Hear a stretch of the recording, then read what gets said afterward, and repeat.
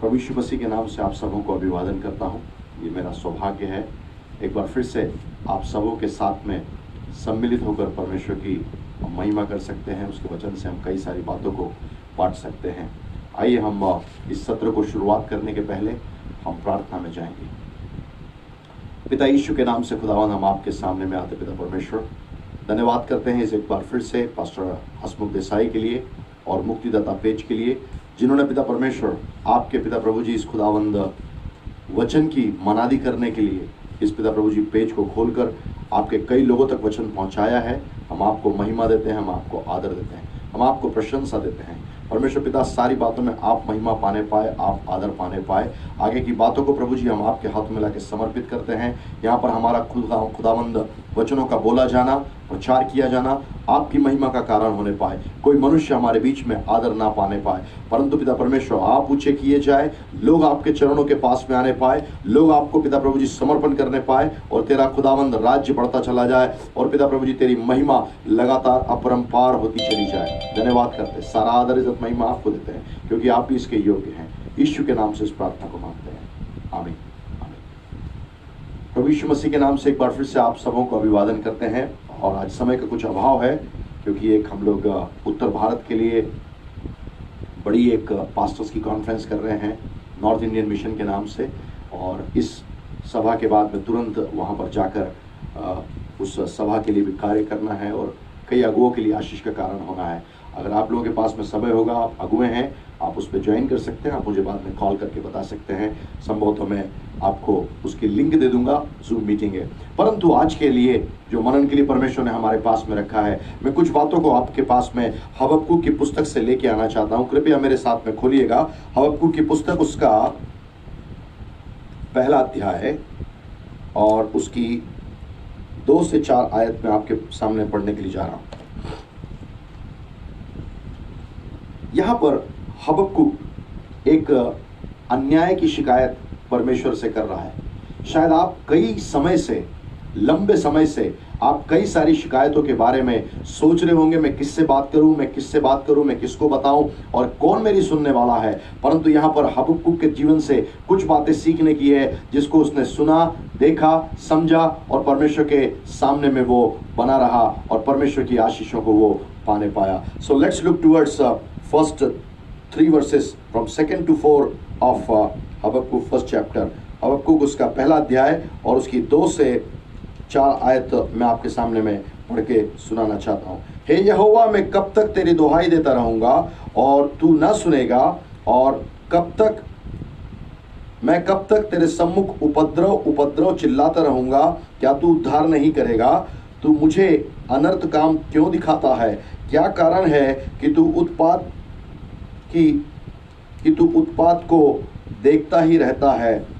मेरे सामने लूटपाट और उपद्रव होते रहते हैं और झगड़ा हुआ करता है और वाद विवाद बढ़ता जाता है। इसलिए व्यवस्था ढीली हो गई और न्याय कभी नहीं प्रकट होता।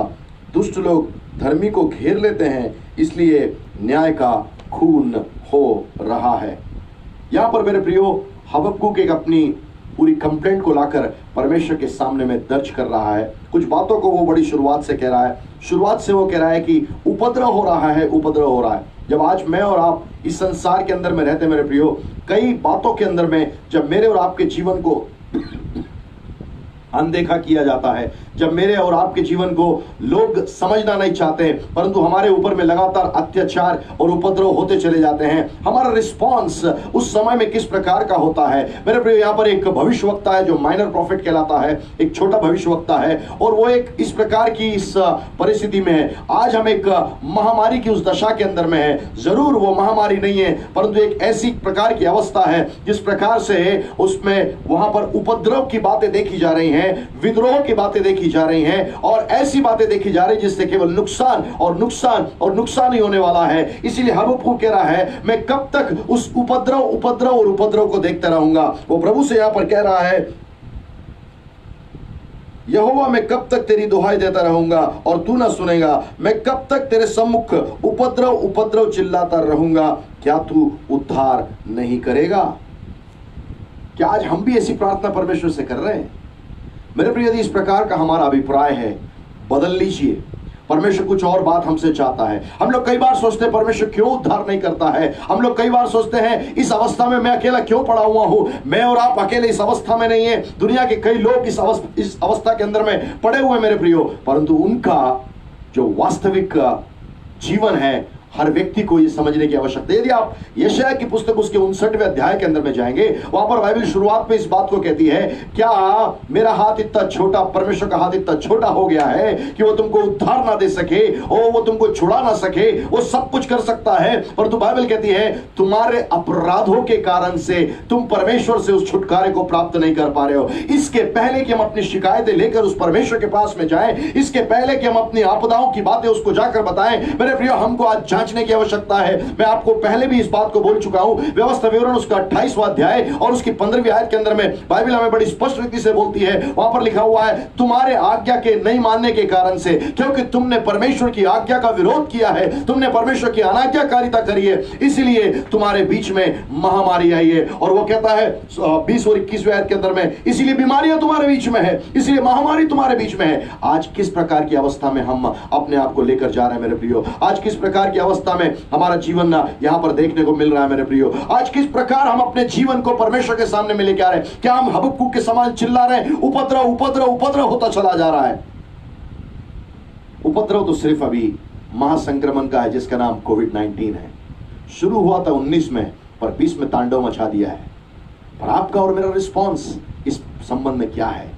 परमेश्वर इस बात से बहुत उत्सुक है, मेरा बेटा क्या बात को चाहता है, मेरी बेटी क्या बात को चाहती है। यदि हमारा रिस्पॉन्स प्रॉपर नहीं होगा, निश्चित रूप से हम परमेश्वर की रखी हुई बातों को खो देंगे मेरे प्रियो।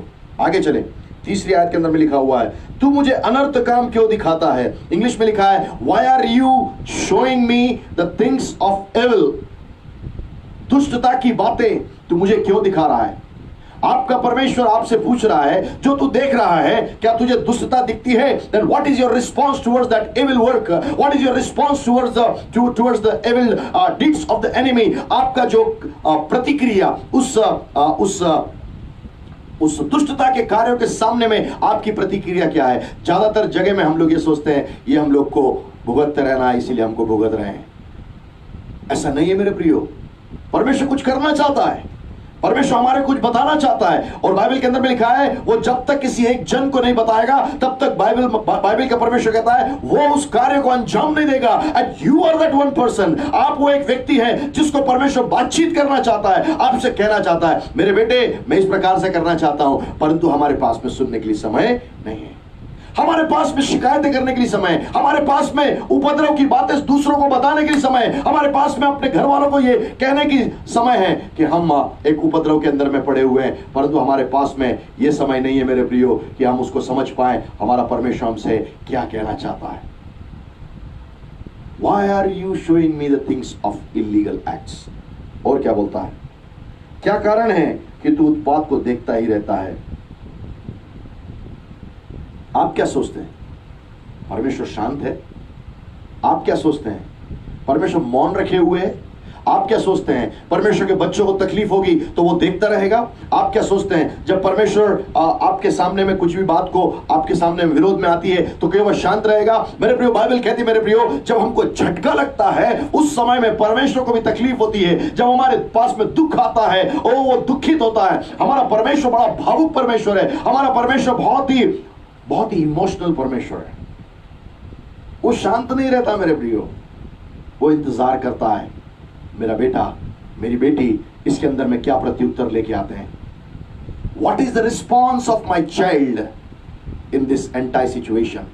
इस विपरीत परिस्थिति के अंदर में मेरे बेटा की और मेरे बेटी की क्या अभिप्राय है, क्या प्रतिक्रिया है? हम अपने अधिकारों को नहीं जानते हैं। जब हमारे घर में हमारे बच्चों को कोई तकलीफ होती है, किससे आके बात करते हैं? माता पिता से आके बात करते हैं। जब देखते हैं माता पिता से भी संभव नहीं है, बच्चे समझदार होते हैं, ऊपर और अधिकारियों से, पुलिस से, वगैरह वगैरह वगैरह सबसे बात करते हैं। But what is your response? आपका वो एक प्रति उत्तर क्या है जब आपके सामने में आज पूरे इस महासंक्रमण के दौर को हम देख रहे हैं, महासंक्रमण के साथ में अन्याय की बातें भी संसार के अंदर में होती चली जा रही, घटित होती चली जा रही। मेरा और आपका रिस्पॉन्स परमेश्वर के सामने में किस प्रकार का है? हम किस प्रकार की बातों को उसके सामने में सोच रहे हैं? वो कह रहा है, क्या कारण है कि तू उत्पात देखता ही रहता है? मेरे सामने लूटपाट और उपद्रव होते रहते हैं और झगड़ा हुआ करता है और वाद विवाद बढ़ता जाता है, इसलिए व्यवस्था ढीली हो गई है। ओके, थर्ड आयत के अंदर में लिखा लूटपाट हो रही है, वो कहता है, और उपद्रव होते रहते हैं, झगड़ा हुआ करता है, वाद विवाद हुआ करता है। आपको नहीं लगता है आपके देश में अभी इस प्रकार का एक अभिप्राय हो चुका है? झगड़े सब जगह पर हैं, वाद विवाद सब जगह पे है। कोई भी चीज कोई शुरुआत करता है, दूसरा व्यक्ति उसके विरोध में खड़ा हो जाता है। कोई भी अच्छा कार्य चालू करता है, दूसरा बुरे से उसको ढांप देना चाहता है। आपकी प्रतिक्रिया ऐसे समय में क्या है जब आप लोगों को झगड़ते हुए देखते हैं, जब आप लोगों को तकलीफ के अंदर में देखते हैं, जब आप लोगों को वाद विवादों के अंदर में देखते हैं? मेरे प्रिय, वाद विवाद का आत्मा, झगड़े का आत्मा, उपद्रव करने का आत्मा, यह परमेश्वर की ओर से नहीं है, परंतु यह शैतान और दुष्ट बेरी की चालें हैं, बर्बादी की चालें हैं। परंतु परमेश्वर हमको उसमें से बाहर निकालना चाहता है, हमारे देश को बाहर निकालना चाहता है। परंतु एक देश का नागरिक होने के नाते मेरा और आपका क्या प्रकार का अभिप्राय है, इसके प्रति हमारा प्रति उत्तर क्या है, हम इसको रिस्पॉन्ड कैसे करते हैं? That's an important factor. Don't look at the scenario, what is happening around you. इस बारे में मत देखिए कि आपके इर्द गिर्द क्या हो रहा है, पर इस बारे में देखिए आप इस विकट परिस्थिति में परमेश्वर से आप क्या लेके आ सकते हैं, आप परमेश्वर से उपद्रव को कैसे रुकवा सकते हैं, परमेश्वर इसके बारे में क्या कहना चाहता है और परमेश्वर इसके बारे में क्या करना चाहता है। हम तो यही बोलते रहते हैं, तू कब तक देखता रहेगा, तू कब तक सोचता रहेगा, तू क्या करने वाला है, तू ऐसा करने वाला है, तेरे बच्चे परेशान हैं। विश्वासियों, अपने अधिकार को ले लो अपने हाथों में। पासवानों, अपने अधिकार को जो परमेश्वर पिता ने आपके पास में दिया है वो ले लो। बाइबल कहती है मेरे प्रिय, लूका रचित समाचार उसका 10वां अध्याय और उसके 19वें आयत के अंदर में लिखा हुआ है, यीशु मसीह ने कहा, मैं अपनी सामर्थ और अधिकार तुम्हें देता हूं, ओ सारे सांपों को और बिच्छुओं को रौंदने के लिए, शत्रु की सारे अधिकारों के ऊपर में जो उपद्रव होते चले आ रहे हैं, जो अन्याय होते हुए चले आ रहे हैं, जो कुकर्म होते चले आ रहे हैं, जो बुरी बुरी बातें होते चले जा रही हैं। हाल ही में अभी मैं इंटरनेट की न्यूज पढ़ रहा था, क्योंकि मैंने टेलीविजन की न्यूज को देखना बंद कर दिया है। कारण आप जानते क्यों? मैं यहां से कहना नहीं चाहता। मैंने टेलीविजन, दूरदर्शन की न्यूज को सुनना बंद कर दिया है। मैं इंटरनेट की न्यूज पढ़ रहा था। शुक्रवार रात की एक घटना है मध्य प्रदेश के अंदर में। रात को 12 बजे 6 लोगों, 40 साल की एक महिला और उसके बेटी 12 साल की, दोनों को अगवा करके ले गए और उसके बाद में उनके साथ में कुकर्म किया और उसके बाद में वो भागने लगे और पकड़ा गए। दुष्ट अपने कार्यों को इंसानों के द्वारा से करा रहा है। शैतान अपने कार्यों को इंसानों के द्वारा से, परमेश्वर ने तो आशीष के लिए बनाया था, परंतु शैतान उनका दुरुपयोग कर रहा है। शैतान उनके जीवनों को तहस नहस करने के लिए अपनी सारी वो सारे विचारों को डाल रहा है, कुविचार डाल रहा है, बेकार की बुद्धि की बातें डाल रहा है, वो सारी बातों को सिखाकर उनसे पूरा दुष्टता का काम करा रहा है। क्यों हो रहा है? वाद विवाद, झगड़ा, ये सारी बातें हो रही हैं। बाइबल में लिखा हुआ है 4वीं आयत, इसलिए व्यवस्था ढीली हो गई है। हाँ, इंग्लिश में बहुत अच्छा दिया है, द लॉ हैज बिकम पैराडाइज्ड। विधि खराब हो चुकी है। और क्या कहता है? इसलिए व्यवस्था ढीली हो गई है और न्याय कभी नहीं प्रकट होता है। न्याय, आप किस न्याय के बारे में बात कर रहे हैं? क्या आपको अपने केसों में, अपने प्रकरणों के अंदर में न्याय मिलता है? दुष्ट लोग धर्मी को घेर लेते हैं, इसलिए न्याय का खून हो रहा है। दुष्ट लोग धर्मी को घेर लेते हैं, इसीलिए न्याय का खून हो रहा है। मेरे प्रियो, मेरा परमेश्वर, आपका परमेश्वर आज आपसे इस बात को कहना चाहता है, मेरे बेटे, मेरी बेटी, मैं आपको बताना चाहता हूं, मैं आपको बताना चाहती हूं कि इस संसार के अंदर में जो कुछ भी घटित हो रहा है, न्याय ढीला हो चुका है। और मेरे प्रियो, लोगों को जो है न्याय प्राप्त नहीं हो रहा है। मेरा और आपका क्या कर्तव्य है? क्या हम सिर्फ चिल्लाते रहेंगे? क्या हम लोगों को बताते रहेंगे? क्या हम परमेश्वर से शिकायत करते रहेंगे? हबक्कुक के जीवन से इस बात को सीखने की आवश्यकता है। और पहले तो वो शिकायत करता रहा। परिस्थिति उसके अनुकूल नहीं थी मेरे प्रियो, परिस्थिति उसके विपरीत थी। परिस्थिति आज आपके भी विपरीत है। आपका अभिप्राय क्या है?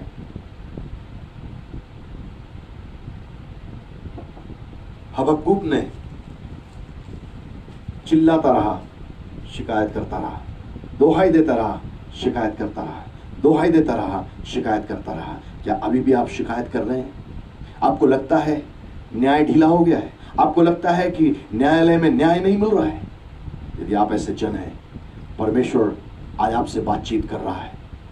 आज आप ऐसा देखते हैं कि सारी चीजों में कुटिलता और दुष्टता भरी हुई है। यदि आपको ऐसा लगता है कि सारी बातें जो है बर्बादी की ओर चली जा रही हैं, और मेरे देश के अंदर में चैन, अमन, शांति नहीं है, परमेश्वर आपसे कुछ कहना चाह रहा है।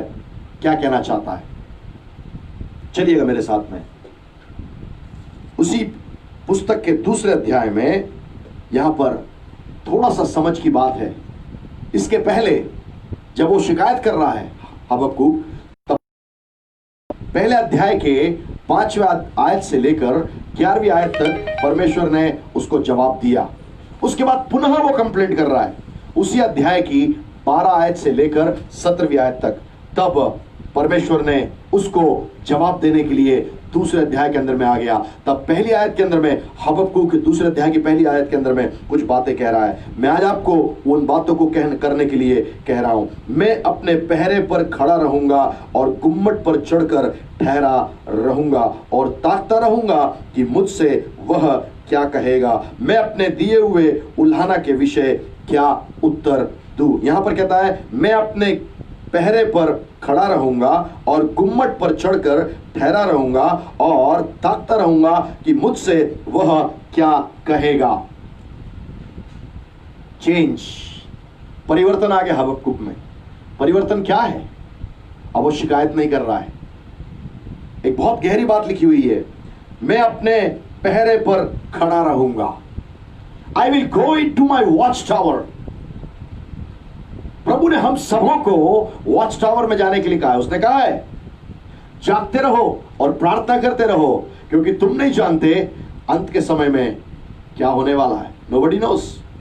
पर मैं फिर भी कह सकता हूं, तुरंत अभी अंत तो नहीं है। कोरोना वायरस तो इस संसार का अंत नहीं करेगा। मैं इस बात को बड़ी दृढ़ता से कह सकता हूं, हियाव से कह सकता हूं।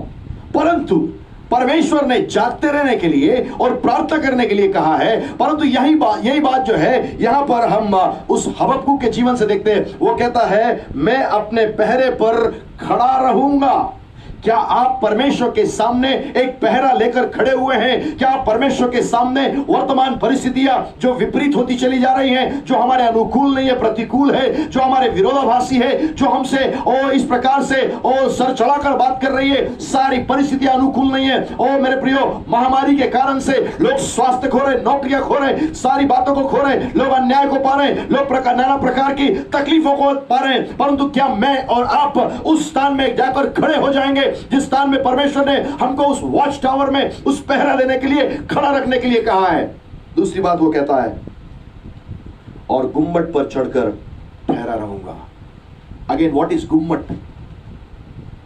ये गुम्मट क्या है?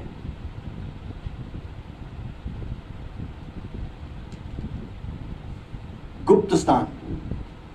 जब आप परमेश्वर के पास में जाते हैं, आप अकेले अपने कमरे के अंदर में बंद होते हैं। आपका परमेश्वर और आप दो ही लोग होते हैं, तीसरा कोई नहीं होता है। वो गुम्मट का स्थान होता है। ऐसे स्थान में परमेश्वर आपको लिए चलना चाहता है। परिस्थिति के विपरीत होने रहने दीजिए, कोई फर्क नहीं पड़ता है। परमेश्वर मुझसे और आपसे अपेक्षा कर रहा है, हम आगे जाएं, हम उस गुम्मट के ऊपर में चढ़ जाएं। वो गुम्मट सीक्रेट प्लेस है। वो गुम्मट प्रभु से मुलाकात का स्थान है, वो गुम्मट प्रभु से सुनने का स्थान है, वो गुम्मट प्रभु के सामने रुके रहने का स्थान है, वो गुम्मट प्रभु से उत्तर पाने का स्थान है, वो गुम्मट प्रभु की आराधना करने का स्थान है, वो गुम्मट प्रभु से प्रार्थना करने का स्थान है, वो गुम्मट प्रभु से प्रकाशन पाने का स्थान है, वो गुम्मट प्रभु से दर्शन पाने का स्थान है। परंतु आज तकलीफ मसीह लोगों के साथ में यह है, वे सारी बातें तो करते हैं परंतु गुम्मट के अंदर में जाकर परमेश्वर के सामने में रुकने रहने के लिए उनके पास में तकलीफ है। कई जगहों में अभी भी लॉकडाउन बरकरार है। लॉकडाउन में परमेश्वर ने मुझे एक अद्भुत रेवलेशन दिया था। क्वारंटाइन में क्वाइट टाइम, क्वारंटाइन में क्वाइट टाइम। मैं क्वाइट टाइम को आपको जस्ट एलॉबरेट करके आगे चले जाऊंगा।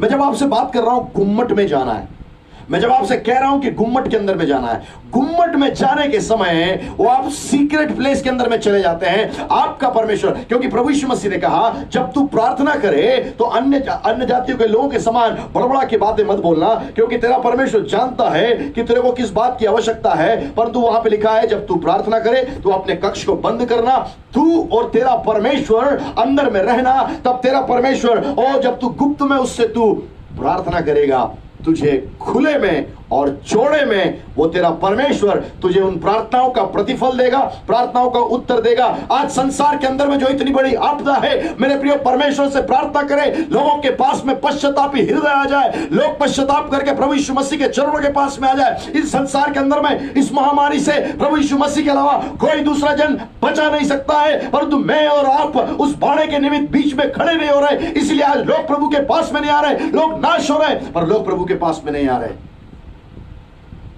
हबक्कुक ने इस बात को कहा, मैं गुम्मट में चढ़ जाऊंगा, गुम्मट में रुका रहूंगा, I will go into the watch tower, पहरे पे खड़ा रहूंगा, गुम्मट में चला जाऊंगा, वहां इंतजार करूंगा मेरा प्रभु मुझसे क्या कहना चाहता है। गुम्मट is a quiet time and you must have quiet time every day. आपके पास में रोज क्वाइट टाइम का समय होना चाहिए। जल्दी जल्दी मैं बोलकर समाप्त कर दूंगा, फिर मैं आखिरी इसी अध्याय में वापस आने के लिए चाहता हूं। क्वाइट टाइम का मैं एलोबरेशन करना चाहता हूं। क्यों? Quitting the worldly desires and the things. Number 1, आपको संसारी सारी चीजों को आपको छोड़ने की आवश्यकता है। यू क्वाइट टाइम में कह रहा हूं, क्यों? फर्स्ट है क्विटिंग द वर्ल्डली डिजायर, सांसारिक सारी इच्छाओं को छोड़ना है। You unity with God your saviour, आपके पर प्रभु परमेश्वर यहोवा के साथ में आपको एक हो जाना चाहिए। जब तक सांसारिक अभिलाषाएं नहीं छोड़ेंगे तब तक आप प्रभु से मुलाकात नहीं कर पाएंगे। इसीलिए पहला पत्रस उसका पहला अध्याय उसकी 15वीं-16वीं आयत के अंदर में लिखा हुआ है, मेरे प्रियो, और जैसा तुम्हारा बुलाने वाला पवित्र है वैसे ही तुम पवित्र बनो। जब तक सांसारिक अभिलाषाएं छोड़कर बाहर नहीं आओगे तब तक प्रभु के साथ में एक नहीं हो पाओगे, और जब तक प्रभु के साथ एक नहीं होगे तब तक आप पवित्र नहीं हो पाओगे। जब तक आप पवित्र नहीं होगे तब तक आप प्रभु के साथ में एक नहीं हो पाओगे। You uniting with God, I intimate relationship with God Almighty। हिलते नहीं है, और आपका परमेश्वर हिलते नहीं है। जब आप प्रभु के साथ में अपना समय व्यतीत करते हैं, जब प्रभु के साथ में आप अपनी सारी बातों को व्यतीत करते हैं, तब परमेश्वर से आप हिलते नहीं है। आप और परमेश्वर, जहां जहां आप जाते हैं वहां वहां परमेश्वर जाता है। जहां जहां आप जो भी कार्य करते हैं आपका परमेश्वर आपकी सहायता करता है। goes together, इंटीमेट रिलेशनशिप, घनिष्ठ संबंध, घनिष्ठ संबंध। और आगे चले, T to have, E encounter with the, E encounter का मतलब है उससे मुलाकात कर देना। अगेन टी, टाइम का टी, क्वाइट का हो गया, ओके, टाइम का टी, सिडकेनु, द लॉर्ड आवर राइचियसनेस। किससे आपको मुलाकात करना है? जो प्रभु आपका धार्मिकता है, जो प्रभु आपकी धार्मिकता है, उस प्रभु से आपको मुलाकात करना है। बाइबल के अंदर में लिखा है, हमारे मित्र जिस प्रकार से होंगे हम वैसे हो जाएंगे। और ये बहुत आम बात है मेरे प्रियो। 10 में से अगर 8 दोस्त या मित्र अपवित्रता में जीवन जीने वाले हैं, अधार्मिकता में जीवन जीने वाले हैं, तो दो का जीवन भी अधार्मिकता में चला जाएगा।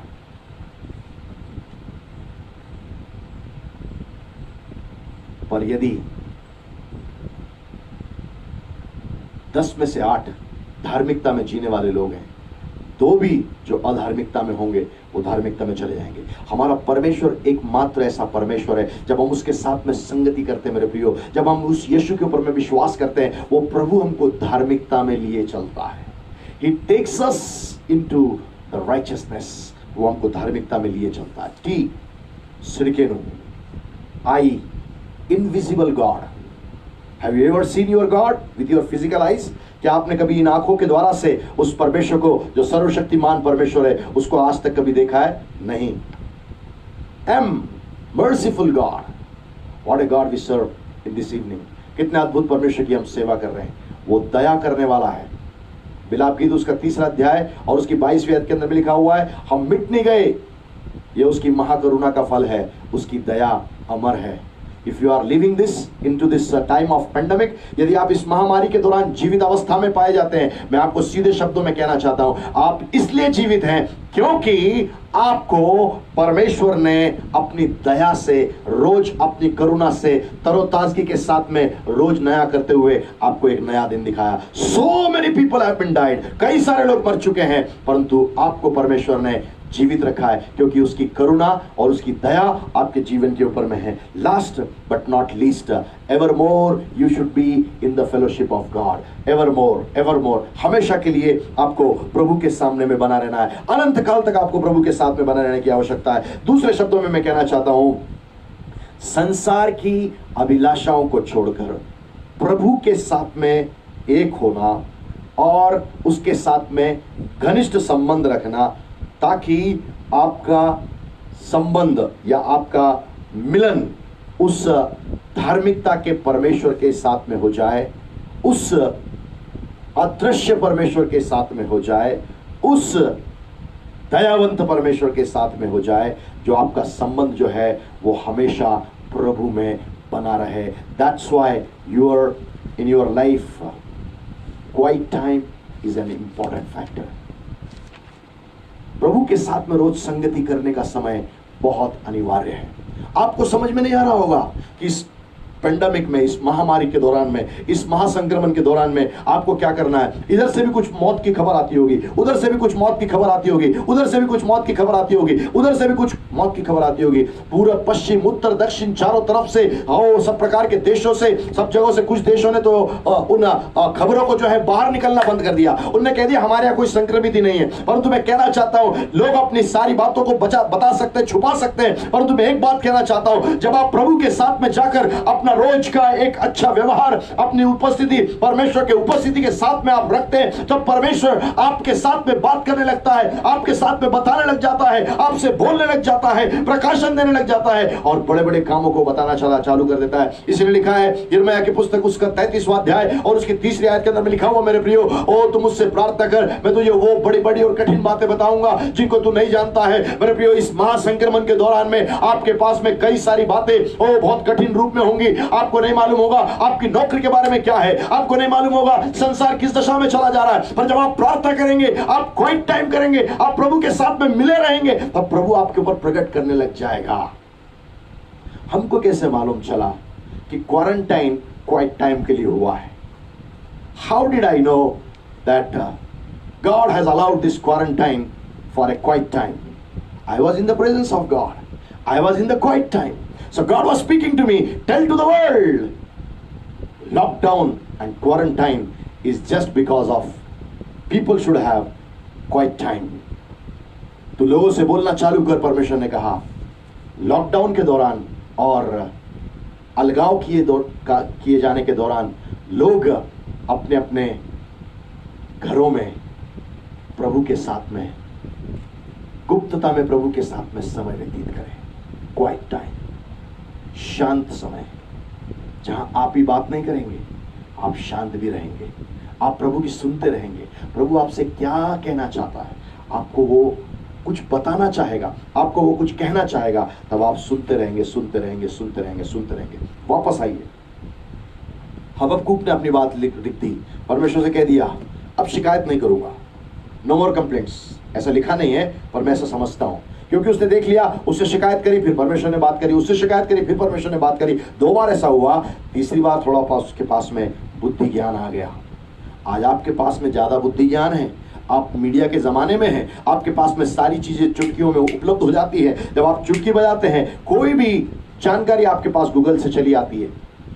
आप बहुत आधुनिक जमाने के अंदर में हैं, पर हबक्कूक बहुत पुराने जमाने के अंदर में था, इसीलिए उसने 2 बार कंप्लेंट करी, पर तीसरी बार उसको समझ में आ गया क्या करना चाहिए। उसने कहा प्रभु मैं उस गुम्मट में जाकर रुक जाऊंगा, उस पहरे के स्थान में खड़ा रहूंगा और तेरा इंतजार करूंगा। क्या लिखा हुआ है पहली आयत के अंदर में, मैं अपने पहरे पर खड़ा रहूंगा और गुम्मट पर चढ़कर ठहरा रहूंगा और ताकता रहूंगा कि मुझसे वह क्या कहेगा, मैं अपने दिए हुए उल्हाने के विषय क्या उत्तर दूं। मैंने जो गलतियां करी हैं, उल्हाना करा है, उसके बारे में मैं तुझे क्या उत्तर दूं। क्या प्रभु से आप कह सकते हैं प्रभु मैंने कई बार आपकी उल्हाना करी है, आपने कुछ करने को कहा, मैंने उसके विरोध में किया है। कैन वी से like that? You need to have, that courage to speak before God.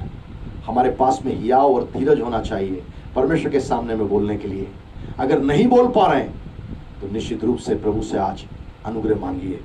तब परमेश्वर ने दूसरी आयत में उसको जवाब देना चालू किया। वहां पर लिखा है, यहोवा ने मुझसे कहा दर्शन की बातें लिख दे, वरन पटियाओं पर साफ साफ लिख दे कि दौड़ते हुए भी वे सहज से पढ़ी जाएं। उसने कहा दर्शन की बातें लिख दे। कलीसिया, मैं आज आपसे बातचीत कर रहा हूं। आज आपके लिए दर्शन की बात क्या है? What is your vision today? Joel नबी की पुस्तक उसका 2 अध्याय और उसके 28वें आयत के अंदर में परमेश्वर ने कहा, ओ अंत के दिनों में ऐसा होगा, मैं अपना आत्मा सारे प्राणियों पर उंडेलूंगा और तुम्हारे पुरनिये स्वप्न देखेंगे और तुम्हारे जवान दर्शन देखेंगे। ओ जवान दूरदर्शन तो देख रहे परंतु दर्शन नहीं देख रहे। जवानों के पास में दूरदर्शन आजकल इस मोबाइल में भी अवेलेबल है, परंतु आज उनके पास में परमेश्वर का दर्शन अवेलेबल नहीं है, क्योंकि परमेश्वर का आत्मा हमारे आत्मा के साथ में आज भी एकाग्रता में नहीं है, क्योंकि हम प्रभु के पास में नहीं पहुंच कर पाए। हम प्रभु के पास में नहीं जा पाए मेरे प्रियो। हम प्रभु के पास में नहीं जाने के कारण से, हम उस पहरे में नहीं रुकने के कारण से, हम उस गुम्मट के स्थान में नहीं जाने के कारण से मेरा और आपका परमेश्वर आज मुझे फिर चिताना चाहता है। और वो कहना चाहता है, हबक्कूक की प्रार्थना उसने सुन ली। क्यों? क्योंकि हबक्कूक एक पहरेदार स्थान में खड़ा हो गया, पहरे वाले के स्थान में खड़ा हो गया। और अब वो कह रहा है मैं सुनूंगा तू क्या कहता है। तब प्रभु ने बात करना चालू किया। उसने कहा दर्शन की बातें लिखते। My second point, first point is you need to go into the presence of God, into the secret place where God wants to talk to you. पहला बिंदु जो मैं आपको कहना चाहता हूं, आपको उस गुप्त स्थान में प्रभु के साथ में रहने की आवश्यकता है जहां पर प्रभु आपसे बात करना चाहता है। सो पहला बिंदु है गुप्त स्थान में प्रभु के साथ में रहना। दूसरा बिंदु है तब परमेश्वर आपको दर्शन देना चालू करेगा। अभी तक तो आप आराम से जी रहे हैं। मार्च महीने में मालूम चला था ये महामारी बहुत तेजी से फैलेगी। 22 तारीख को पहला पब्लिक कर्फ्यू था और उसके बाद लॉकडाउन लॉकडाउन लॉकडाउन। अगर मैं मुंबई कर से बात कर रहा हूं, ये बात को आप जानते हैं अच्छे से मुंबई में क्या हो रहा है। यदि आप दिल्ली से मुझे वॉच कर रहे हैं, दिल्ली में आपको मालूम है क्या हो रहा है। यदि आप भोपाल से मुझे वॉच कर रहे हैं, भोपाल में क्या हो रहा है मुझे आप जानते हैं। और सब जगह की रिपोर्ट शायद आपके पास में नहीं आ रही होंगी, परंतु लोग तबाह होते चले जा रहे हैं, लोग बर्बाद होते चले जा रहे हैं। ऐसे समय में मसीह लोगों के पास में दर्शन की बात कहां से आएगी? दर्शन की बात केवल परमेश्वर से आएगी। और नीति वचन के अंदर में लिखा हुआ है, मेरी प्रजा के पास में दर्शन के नहीं होने के कारण से मेरी प्रजा नाश हो रही है। यदि संसार के अंदर में लोग नाश हो रहे हैं, उसके लिए मेरे प्रियो, मैं और आप जो मसीह लोग हैं, हमारे पास में दर्शन नहीं होने के कारण से संसार के लोग नाश हो रहे हैं। What is your vision today? आज आपका दर्शन क्या है? आज आप प्रभु से क्या देखना चाहते हैं? इस संसार में क्या होते हुए देखना चाहते हैं? You must carry a vision. दर्शन के बिना सेवा करना, दर्शन के बिना परिवार लेके चलना, दर्शन के बिना आपकी नौकरी करना, दर्शन के बिना कोई भी कार्य करना हवा में लठ मारने के जैसा है मेरे प्रियो। परमेश्वर आपसे कहना चाहता है ए मेरे बेटे, ए मेरी बेटी, जब तू गुप्त स्थान में जाएगा, मुझसे प्रार्थना करेगा या मुझसे प्रार्थना करेगी, तब मैं तुझे दर्शन दूंगा। और तब दर्शन की बातों को पटियाओं पर लिख देना। I don't know what is your style, I have my own style. मुझे नहीं मालूम आपकी स्टाइल क्या है, पर मेरी स्टाइल ये है, ये मेरी पटिया है। रोज इसके अंदर में मैं अपनी बातों को लिख लेता हूं, मेरा परमेश्वर मुझसे क्या कहना चाहता है, और उसके ऊपर मैं अमल करने के लिए प्रयास करता हूं। मेरे प्रियो, आपके जीवन के बारे में क्या है? परमेश्वर इस बात को कहता है, हबक्कूक से वो कहता है, यहोवा ने मुझसे कहा दर्शन की बातें लिख दे, वरन पटियाओं पर साफ साफ लिख दे, साफ साफ लिख दे, साफ साफ लिख दे, कि दौड़ते हुए भी वे सहज से पड़ी जाएं, दौड़ते हुए भी वे सहज से पड़ जाएं। कोई दौड़ने वाला व्यक्ति भी इतनी साफ लिखना, इतना अच्छा लिखना कि दौड़ने वाला व्यक्ति भी उसको पढ़ ले कि संसार के अंदर में परमेश्वर क्या करने के लिए जा रहा है। कहां पर है मेरे प्रिय आज? कहां पर आपका जीवन पाया जाता है? क्या आपके पास में दर्शन है?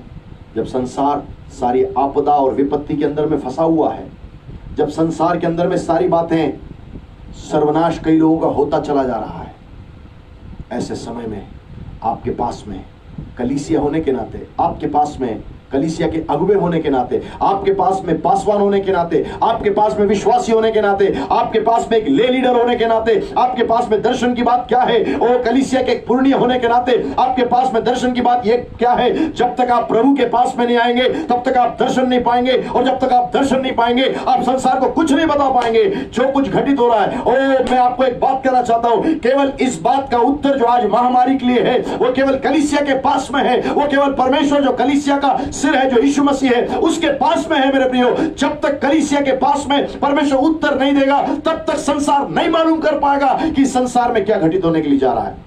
प्रश्न सबके पास है, कल क्या होगा, कल क्या होगा, कल क्या होगा, कल क्या होगा। उत्तर किसी के पास में भी नहीं है, उत्तर परमेश्वर के पास में है। मेरे प्रियो, जब यीशु मसीह स्वर्गारोहण हो रहा था, प्रेरितों के काम उसका पहला अध्याय उसकी 6वीं 7वीं आयत के अंदर में लोगों ने आकर उससे पूछा, अरे हमको बता, हमारे इजराइल का जो राष्ट्र है, राज्य जो है, वो कब वापस फेर दिया जाएगा? यीशु मसीह ने एक बहुत अच्छी बात कही, इन सारे कालों को और तिथियों को और समय को लिखने का कार्य और नियत करने का कार्य परमेश्वर पिता का है। पर मैं तुमसे कहता हूं, 8वीं आयत में लिखा है, तुम सामर्थ, जब पवित्र आत्मा तुम पर उतरेगा तब तुम सामर्थ पाओगे, तब तुम मेरे नाम के निमित्त यरूशलेम, समारिया, यरूशलेम, यहूदिया और उसके बाद सामरिया और पृथ्वी के छोर तक तुम मेरे गवाह ठहरोगे। मैं परमेश्वर को धन्यवाद करता हूं, ये मेरी हैसियत नहीं थी, इतने एक साथ इतने कई सारे राष्ट्रों में मैं जा सकता था, एक साथ नहीं जा सकता था, धीरे धीरे करके जाता, पर एक साथ नहीं जा सकता था। मैं प्रभु को महिमा देता हूं इन पेजों के द्वारा से जो आज फेसबुक में संचालित है, और मैं कई राष्ट्रों तक प्रभु के कलाम को लेकर चला गया। आज भी मैं जहां तक जा रहा हूं, कई सारे लोग मुझे अन्य राष्ट्रों से मुझे सुन रहे हैं। What I mean to say is, nations are waiting for that word which shall come from the heavenly Father। और सारे राष्ट्र परमेश्वर के लिए इंतजार कर रहे हैं कि वो इस संसार से क्या कहना चाहता है। संसार तो कह रहा है कोई वैक्सीन नहीं, कोई वैक्सीन बनी नहीं। कितना टाइम हो गया? मार्च गया, अप्रैल गया, मई गया, जून गया, जुलाई आ गया है, वैक्सीन नहीं है। प्रभु के पास में इसके ऊपर जय है, परंतु दर्शन प्रभु एक अगुवे को देगा, दर्शन प्रभु एक विश्वासी को देगा, दर्शन प्रभु एक पुण्य को देगा, दर्शन प्रभु कलीसिया को देगा। उसके उद्देश्यों को पूर्ति करने के लिए परमेश्वर हमेशा इस संसार में अकेला काम नहीं करेगा, परंतु परमेश्वर मेरे और आपके द्वारा से अपनी बातों को, उद्देश्यों को इस संसार के अंदर में पूर्ति करेगा। What a powerful God we are serving in this evening. कितने अद्भुत परमेश्वर की हम सेवा आज की शाम में हम यहां पर कर रहे हैं।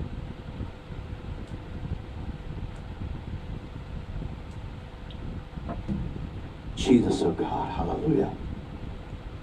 तीसरी और अंतिम आयत की ओर जाकर मैं समाप्त करना चाहता हूं।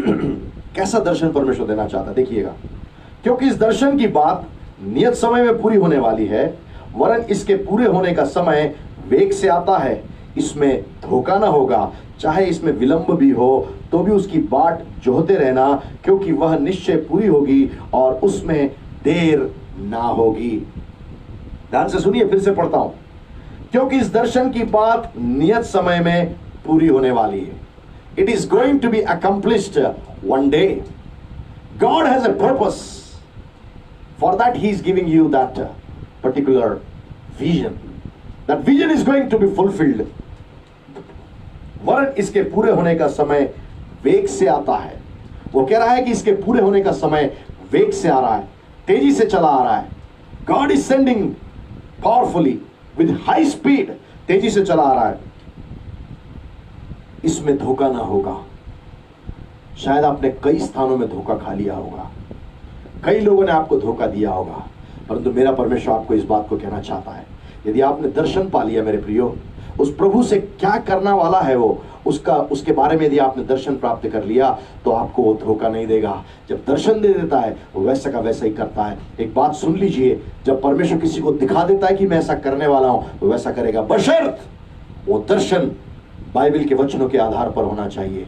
आजकल बहुत सारे लोग बहुत सारी बातें बोल रहे हैं और बता रहे हैं, ऐसा भी होगा, वैसा भी होगा, वैसा भी होगा, कुछ यहां से कुछ यहां से, पर परमेश्वर की ओर से जो आता है वो वैसा का वैसा ही होता है और उसमें धोखा नहीं होता है। जब लोग यहां से बातें करते हैं तब उसमें धोखा हो सकता है। जब लोग अपने शरीर से बातें करते हैं तब धोखा हो सकता है। जो लोग अपनी सोच समझ से बातें करते हैं तब धोखा हो सकता है। जब लोग अपने विचारों से बातें करते हैं तब धोखा हो सकता है। परंतु परमेश्वर मुझसे और आपसे इस बात को कहना चाहता है, ए मेरे बेटे सुन ले, ए मेरी बेटी सुन ले, जब तेरा परमेश्वर तुझे दर्शन देगा, वो दर्शन को वो पूर्ण करेगा और वो वेग से पूर्ण होने वाला है। जब वो वेग से पूर्ण होगा उसमें धोखा नहीं होगा, उसमें धोखा नहीं होगा, उसमें धोखा नहीं होगा। आगे क्या कहता है,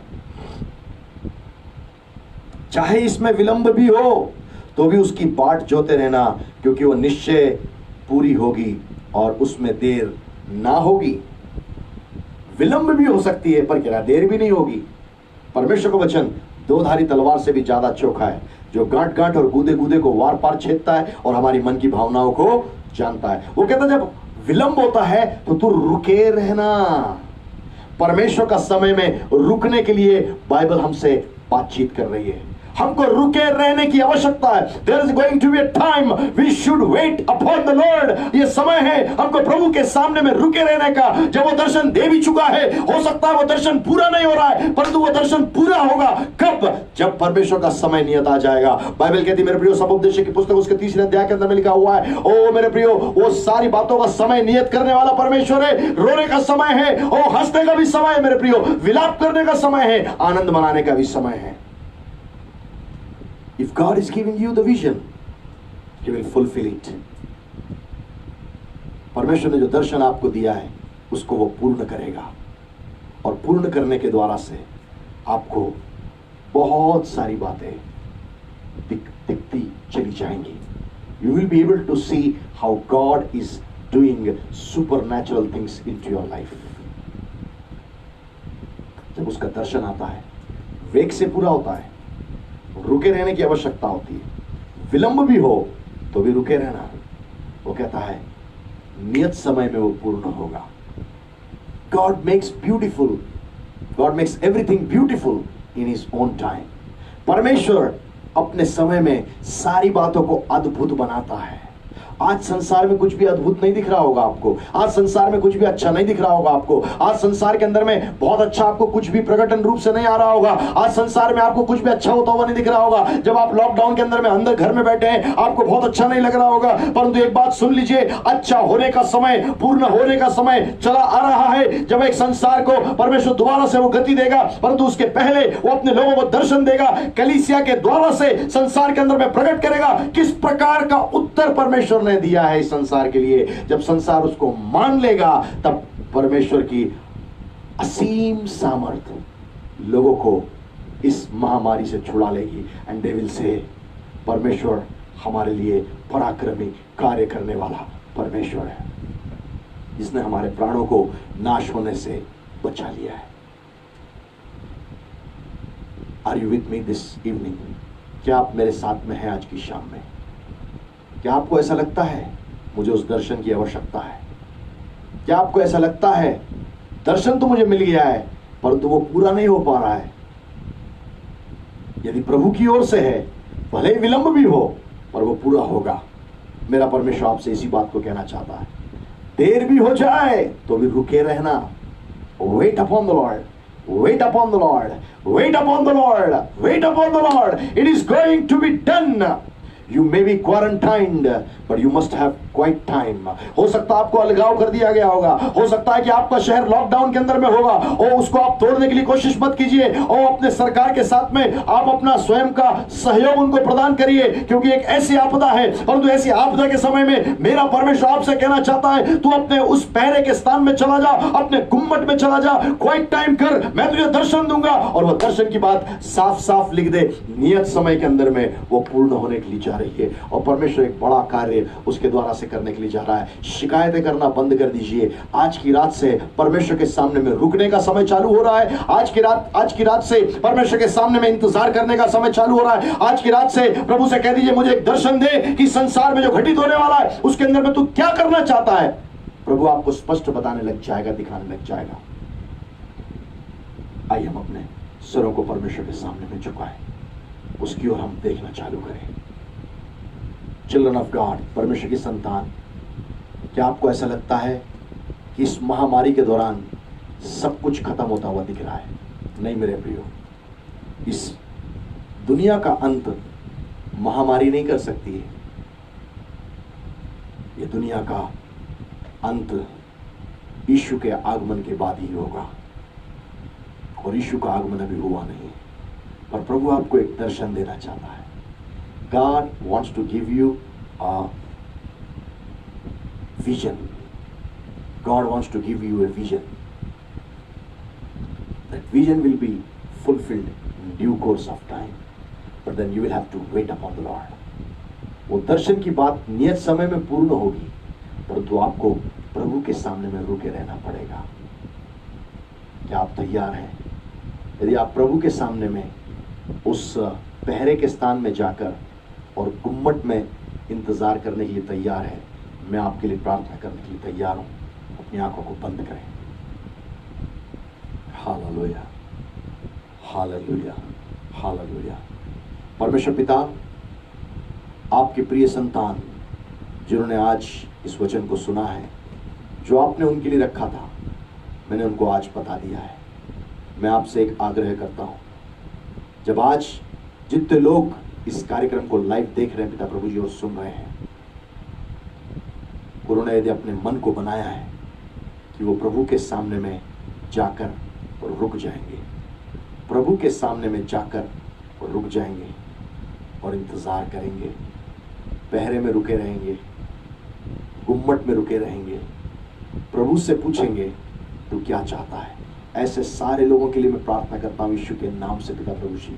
हर एक जन जो खुदावंद इस अवस्था में आज बैठा हुआ है, ओ चाहे वो खुदावंद इस देश में हो, चाहे विदेश में हो, चाहे प्रभु जी इस भोपाल में हो, चाहे भोपाल से बाहर हो, ओ प्रभु जी हमारे घर के अंदर में हो, चाहे घर के बाहर हो, यीशु के नाम से हर एक उस जन के लिए पिता प्रभु जी जो उस दर्शन की बातों को पाने के लिए रुकना चाहता है, जो उस प्रार्थना की खुदावंद आत्मा में आना चाहता है, यीशु के नाम से यीशु के प्रार्थनामय जीवन को उन सारे लोगों के लिए मैं रिलीज करता हूं पिता परमेश्वर। बाइबल कहती है वो रात रात भर बैठ के प्रार्थना किया करता था। प्रभु जी वो खुदावंद प्रार्थनामय जीवन जो यीशु मसीह के अंदर में था, यीशु के नाम से इन प्रियों के ऊपर मैं खोलता हूं यीशु के नाम से।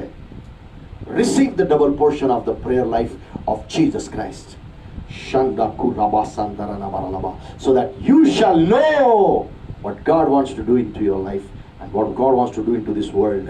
ताकि आप जान सके परमेश्वर इस संसार में और इस आपके जीवन के अंदर में, आपके परिवार में, आपकी कलीसिया में क्या करना चाहता है।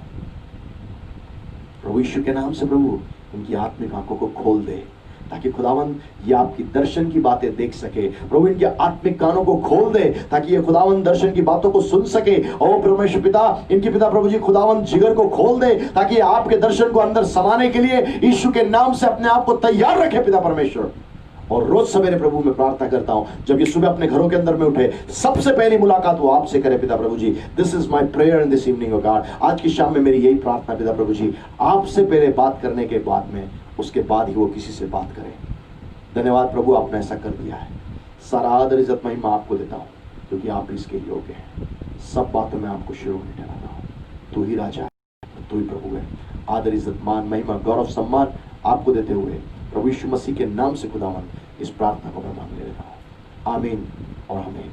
प्रभु यीशु मसीह का अनुग्रह, परमेश्वर पिता का प्रेम और पवित्र आत्मा की सहभागिता हम में से प्रत्येक के साथ अब से लेकर यीशु मसीह के द्वितीय आगमन तक सदैव होती रहे।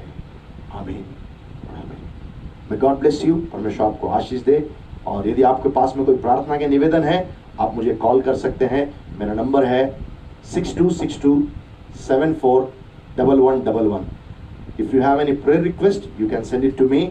If you are from out of India, put that code +91, then 6262741111। May God bless you all. परमेश्वर आपको बहुत आयत से आशीष दे।